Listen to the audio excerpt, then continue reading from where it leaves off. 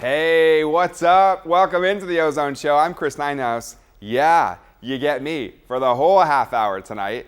So grab your favorite snack. Settle in for a high school football meat sandwich. We start with a little appetizer, 8-man football. Not the full 11. That way you're not too full. It's the fastest way to play football. Lockwood is 3-0 and just beat the undefeated back-to-back state champs Archie. All Greenfield did last week. They scored 104 points in their victory. These two towns separated by just 8 miles of country roads and pure grit. A couple Casey's General Stores. Lockwood trying to take that homecoming dub, looking good. Just 3 plays into the game, Sean Contreras finds a gap, makes a mad dash. 50 yards, the Tigers are on the board first, up 8-0. The Tigers continuing to roll. Some trickeration in the backfield. It's a QB keeper. Landry Ogden up the middle. He finds pay dirt. Just like that, it's 16-zip Lockwood. More from the Tigers, looking like a team with their sights set on a state title. Ogden airs the ball out to Contreras. A nice over-the-shoulder catch leads to another TD. It's 24-0, still in the first quarter. And there's Contreras again. He's a madman. This Tiger cannot be tamed. Less than 2 minutes remaining in the first quarter, and he dashes 58 yards to the end zone. All right, with about a minute to go in the quarter, it's Greenfield's ball. Get this sequence of events. QB Drake Morrison connects with Hudson McGuire. He dips, he dodges, he lunges, and watch the stiff arm right here. And dives to the pylon. You know what feels good on the natural grass. Touchdown there. Wildcats score to make it 31-8. That is some highlight reel stuff. But it's the Tigers who roar in this matchup. Second quarter, Ogden fighting through the trenches, using his wheels. No one is stopping him. 38-8, Lockwood. It's a pinball score as the Tigers never let up. 87-32, they win in the victory over rival Greenfield. A high-scoring affair for the Lockwood Tigers. 87-32 the final. Sean Contreras with 3 touchdowns just in the first quarter. That really set a tone, and head coach Clay Lassiter says that he's really impressed with his wide receivers' performance Friday night. Sean's a great athlete. He's a guy that we hope to get the ball in his hands a lot and get him into space. And tonight was one of those games where we were able to do that, and he was able to make some great plays. Contreras told me that he wishes the Wildcats were held to less points Friday night, but a win over Greenfield always feels real good. After all, they call this game the Dade County Super Bowl. Reporting from Lockwood for the Game of the Week, I'm Danielle King. Thank you so much, Danielle. 8-man, hey, you run the Ozone this week. We're leading with you. You've earned it. Liberal over New Heights Christian, 60-8. Osceola falls to Archie, 87-14. You know, when the dust settled on conference realignment last year and we saw how stacked the Central Ozark Conference was, we knew some really good football teams were going to suffer some tough losses. And with undefeated Carthage visiting undefeated Nixa, that's exactly what's about to happen. Yeah, they're both 3-0, squaring off, Eagle Stadium, tonight. Well, yeah, Friday night. Opening drive, less than a minute and a half into the game, the Eagles open up the offense. Adam McKnight looking deep for Randy Flint, and nobody's going to catch him. These two are great on the basketball court as well. 7-0 Eagles, and it stays that way until a minute to go in the first half. Carthage answers Jet Dalton, and Jet's turning on the afterburners. He's in for 6. We are all tied up. So what can you do with under 30 seconds to play in the half? What can Brown do for you? McKnight hitting Scholar Brown for the big gainer and the first down into field goal range. Scholar with the smart play, you might say. That's plenty close enough for Braden Kamke. Inside the 20-yard line, the field goal is good, giving the Eagles the 10-7 halftime lead. And then there was tons of scoring when I left, at halftime. They go on to win this one, 38-22. Kickapoo desperately wants to take home that first win in a tough matchup with Retmo, who makes deep playoff runs for a reason. And those Tigers with a big lead at the half, and they want to add on. Owen Clare, clear the way, 58 yards down to the 1-yard line. Retmo is in business. A couple of plays later from that one oomph line, it's Jackson goading the defense. Tigers take a 32-0 lead in the third quarter. After the ensuing Chiefs drive stalls out, more from Retmo. Who's got the ball? It's Trayton Gray, 15 yards. He's down to the 1-yard line. Another 1 oomph-yard line situation. This time it's Isaiah Hull up the gut as Retmo had several players having good games. 39-0 at that point. The Tigers win big, 54-7.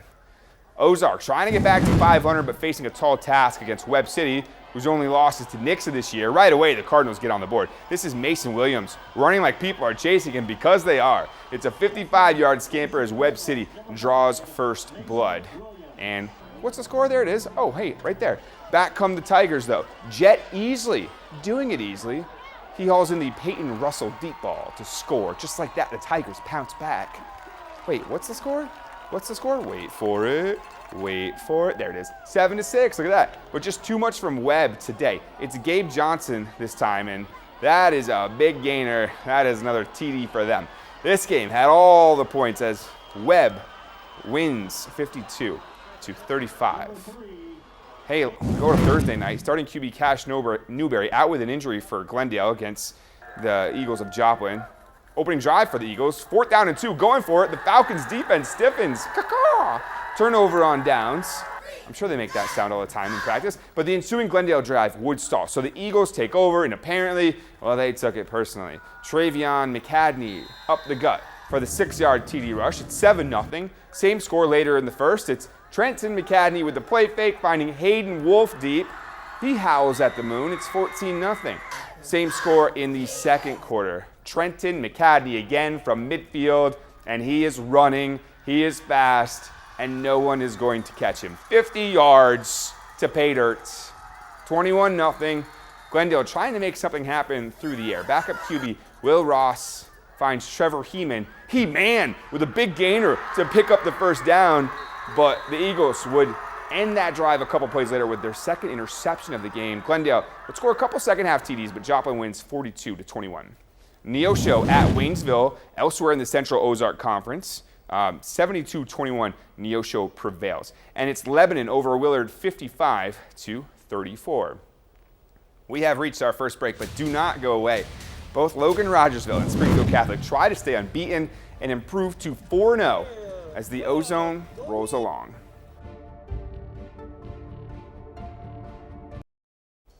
Welcome back. It's the second block, so it's time for us to invite in. No, we're not inviting anyone else in. It's just me, the whole show today. Hey, last year at this time, Springfield Catholic and Logan Rogersville were a combined 1-5. This year, they're a combined 6-0, and they both have a chance to win their first 4 games of the season. The problem for the Wildcats tonight, though, is that Carl Junction is also undefeated. This was an Ozark Mountain Conference clash. That's okay, though. Wildcats strike on their first drive of the game. Sam Freeze to Ben Bisher. Man, Roger always has a guy who's like a dump truck with a helmet on. The TD is good. It counts, 7-zip. Then Freeze takes it himself around the left side. That's Mr. Freeze to you. Another touchdown. This game was back and forth. Didn't Arnold Schwarzenegger say that? I got to do that accent. I'll try next time. But it was a 1-touchdown difference. Mr. Freeze. No, that's not it. Finds Cash Clark. Cash money, touchdown. The Wildcats are 4-0. They win it 41-34. It's not a doomer. Hillcrest hoping to nab that first win themselves, hosting a 2-1 Marshfield squad. Blue everywhere. A defensive struggle, you might say. Scoreless until late in the first quarter. Blue Jays QB Carson Adams fires downfield to Case Steinbach, who just barely squeezes into the end zone. Hey, that counts. It's a 6-0 game. PAT no good. Second quarter now. It is the senior Leighton Calloway. Wait for it. He's got reservations for 6 for the Blue Jays. Make that 12-0. There was a 2-point conversion attempt. We're going to show that. He goes, whoop! That goes a little high. Snap over the QB's head. That ball had nacho cheese on it. The Hornets, they're going to get the ball back. So QB Nolan Skelton will lead them with a short pass to sophomore Keon Clay. And Clay, he gone, 78 yards. He is in the end zone. PAT is good. That makes it 12-7, but the Marshfield defense says no mas. They win it 12-7. We stay in the Ozark Mountain Conference. Branson wins their 3rd straight game. Catch head coach Aaron Hafner on my video podcast, by the way. Just started. Crunch Time with Chris on the KY3 website. No big deal. 35-21 over West Plains. Bolivar defeats Parkview 16-0. How about the Fighting Irish? Chance to go to 4-0. We told you that. They started 0-6. I mean, crazy, right? 0-3 Reed Spring, though. It's their homecoming. Opening drive for Catholic. The outside toss play goes to Michael Herdia. He follows the herd, and he is gone. 30, 20, 10, touchdown, 50 yards for the score. The Irish have the early lead. If one is good, 2 is better. It's Herdia, another great set of blocks from the O-line. And another touchdown for the junior running back to make this a 2-score game. All right, Wolves, time to howl at the moon. Caden Evans drops back. Gonna take it himself, getting a gritty first down, and that is a nice drive start. Later in the drive, it is Evans again, looking deep. Good coverage by the Springfield Catholic, and that ball's up, and that is where Connor Fensky plays. He's there for the interception. That'll end the drive. Catholic is 4-0, 35-26. They win.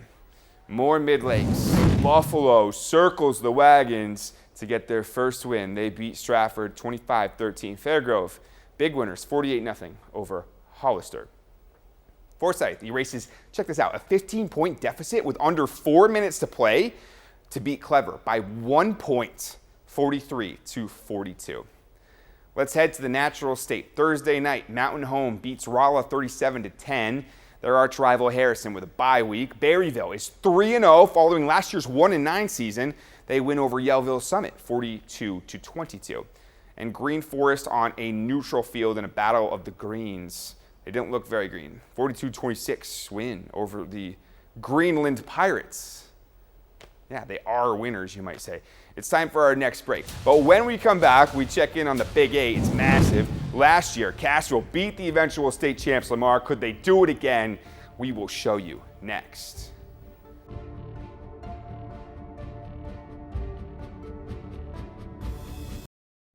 Welcome back. Last year, Lamar took home their second straight state championship. But along the way, they took an L from Clay Weldy's Cassville squad. The Tigers certainly looking for revenge in this matchup, but the Wildcats, hey, they're out to prove they can still hang with anybody. Lamar has already lost to Mack County this year too, so they certainly can be beaten. Wildcats down 21-12 at the half. How about a nice kick return from Camden Beebe? Puts Cassville on the comeback trail. There was audio in this game, but not from the video. So just make it up in your head. Then a nice reception here for Mace Bredson, right in the bread basket. First down. Bredson just making dough, man. He has another great catch here on this drive. Deep in Tiger territory. That's going to set up a 1st and goal against the champs. And that sets up this. Easton Hughes goes up the gut for a touchdown after the 2-point conversion. They're down just one, 21-20. But Lamar pulls away in this one. They win it 35-26. All right, Aurora at Lafayette County. Hound Dogs win it 43-29. Mount Vernon playing at home against East Newton. The Mountaineers get their first win of the season in a 35-7 final.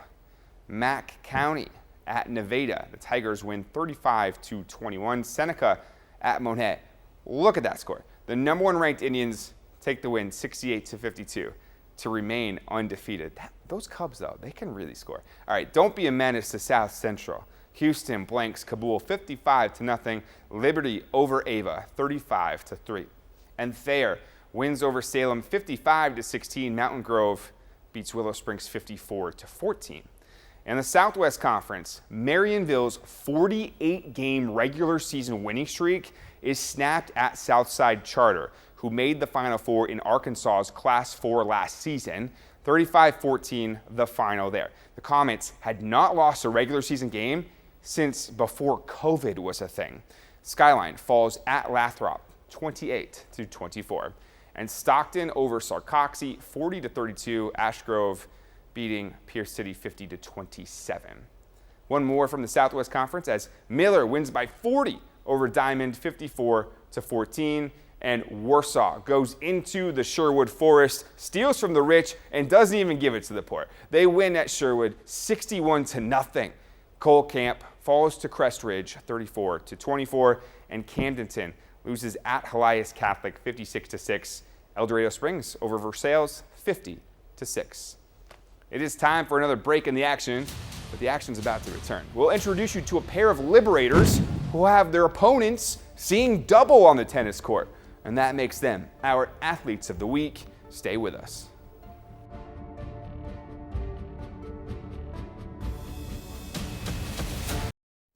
Welcome back. Bolivar doubles partners, Cammie and Jill, bring different strengths to the court. They complement each other so well, they're nearly unstoppable. Last week, they showcased their contrasting styles in the Springfield Invitational Tournament and took home first place for the second straight year. So these Liberators are the Ozone's Athletes of the Week. Senior Cammie Bryan covers the court with ease. She's agile, she's long, she's got good range, she can get to any ball, and she's just such a smart player. And junior Jill Horner has a killer swing. Jill comes with a little power. She's got a little pop in her serve, and so when that serve is on and Jill and Cammie's at the net, that's a 1-2 punch. The Bolivar duo is in their third season as doubles partners and is coming off a third place finish at state. It didn't honestly feel real. It just felt like another Cooper tennis tournament that we were just going out there and having fun. It definitely shows like we had a good chance last year, honestly. Like we played the team that got first and we played pretty well against them. So even looking at the season, I'm like, we have a good chance. The girls already won over 10 matches this season and have taken away the first place title at multiple tournaments. They're starting to kind of pick up that chemistry really right where they left off, and now we're just building that momentum hopefully towards the end and maybe make another push at the state title hopefully. Their swing and style might not be the same, but there's a time in the match where they are right on sync. After points a lot, we hit rackets and then we high five. When these two Liberators come together, they form a perfect match. Awesome stuff. Hey, how about the Springfield Cardinals waiting 3 hours to play Game 2 of the divisional round due to a rain delay? Yeah, that was on Thursday. But the wait was worth it as the team had a chance to win the Texas League North Thursday night. Starting pitcher Bryson Motts was dealing as the reigning Texas League Pitcher of the Month. Struck out 4 batters in 5 innings of work, walking in a single driller and not giving up a run. It scores in the bottom of the 4th. That was Miguel Ugueto. He's going to have a night. 3 for 3. That was his line drive. That brings Zach Levinson home. They were up 1-0, and then the scoring doesn't stop. Check it out. Dakota Harris slides in, stealing third. Tulsa's catcher Yainer Fernandez with a throwing error. Harris scoots home. One more Cardinal scores in the frame, so it's already 3-0. Major kudos to Springfield's defense. Check this out. Top of the 5th, Cole Myers sends the ball deep to center field. Elijah Hainline is rounding third and spreading home, but Chase Davis's throw from the outfield to Leonardo Bernal is in time. That driller is out. A shutout performance for the Baby Birds pitching staff. Luis Gastelum ending the game on this strikeout. It is a 3-0 Cardinals victory in 7 innings. They are your Texas League North champions for just the 3rd time in franchise history. Just another game and how you guys played it. And, the energy beforehand, even though we were sitting around for a while, it was really awesome. They knew what they needed to do. They were prepared. It was just a matter of time for them. They just knew it. It didn't matter if we were staying here till 12 o'clock at night. Those guys just knew it. Just a matter of time what they did and just what they do every single game, so it's impressive. They'll host Midland in Game 1 of the Texas League Championship Sunday afternoon. We'll put a wrap on this week's show after the break and unveil our Play It Against Sports Pick of the Week. We'll be right back. Finally tonight, it's time for the Play It Against Sports Pick of the Week. The 5 best photos from the week that was placed on the Ozone for you to vote on. The winner receives a free framed photo thanks to Play It Against Sports. And our Week 2 winner, check these out. Okay, pretty awesome. Bolivar football right there, great tackle by Branson right there. Catholic football. Okay, look at that. High point the ball, kids. That's how you do it. All right, Dadeville softball. Look at all that dirt. Love it. Love it. Diamond volleyball. We're going a little fast there. Great dive right there. Love it. That's good. Forsyth football. These are all great. How do you choose one? I don't know. You just got to be biased because that's our winner. Dadeville softball. Congrats to the Lady Bearcats. That's all the time we have for this week's Ozone Show. We'll see you next Sunday after the late local news.